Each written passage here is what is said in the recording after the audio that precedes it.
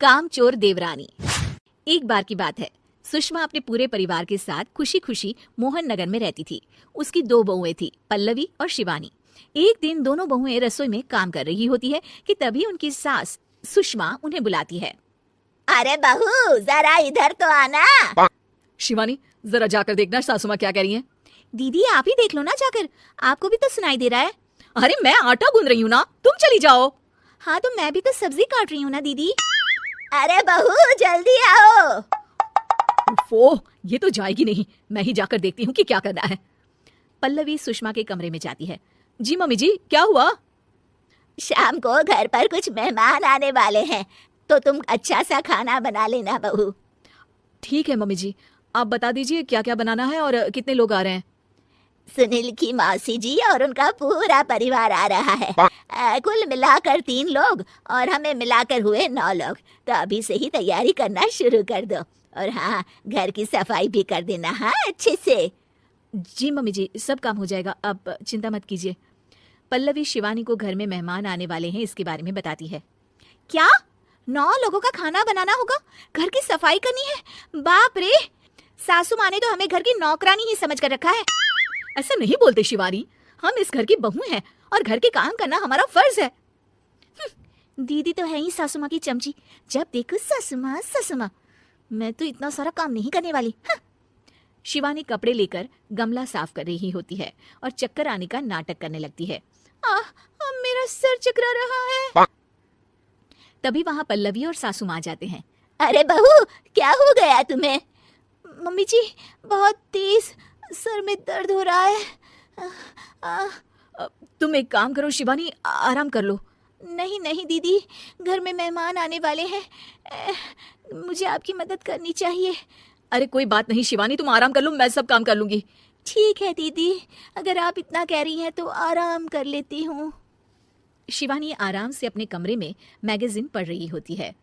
इसे कहते हैं आराम की जिंदगी। इतना सारा काम। चलो सारा काम खत्म हो गया, शिवानी को देख आती हूँ। शिवानी अपने कमरे में ईयरफोन में गाने सुनते सुनते सो जाती है और उसके साइड में मैगजीन भी रखी होती है। पल्लवी वहां आ जाती है और वो सब देखती है। ओहो, तो मतलब सब काम चोरी का बहाना था। अभी बताती हूँ इसको। घर का सारा काम मुझे करना पड़ा और ये महारानी यहाँ मैगजीन पढ़ रही है, गाने सुन रही है। पल्लवी रसोई से एक प्लेट और चम्मच लेकर आती है और शिवानी को थाली बजाकर उठाने लगती है। शिवानी अचानक से उठती है। उठ गई महारानी, गाने भी सुन लिए, मैगजीन भी पढ़ ली। तुम तो बहुत बड़ी झूठी निकली शिवानी।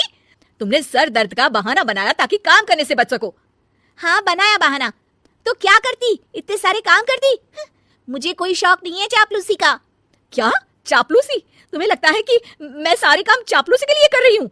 नहीं तो क्या। तभी वहां सासू माँ आ जाती हैं। अरे बहू, वो लोग बस आने ही वाले हैं, तुम तैयारियां कर लो। जी सासू माँ, तुझे तो मैं बाद में देखती हूँ। सब खाना खाने बैठते हैं और खाना शुरू करते हैं। तभी सुनील की मौसी बोलती है। वाह भाई वाह, खाना तो बहुत ही अच्छा बना है सुषमा जी, एक एक चीज में क्या स्वाद है। ये सुनकर शिवानी मुंह बना लेती है। उसे अपनी जेठानी की इतनी तारीफ राज नहीं आती। आपकी बहुएं तो बहुत ही अच्छा खाना बनाती हैं। हाँ, बनाती तो दोनों ही अच्छा है, पर आज ना ये सारा खाना बड़ी बहू ने बनाया है। छोटी बहू की तबीयत ठीक नहीं थी, सो इसलिए। मानना पड़ेगा सुषमा जी, आपकी बड़ी बहू तो बहुत ही गुणवान है।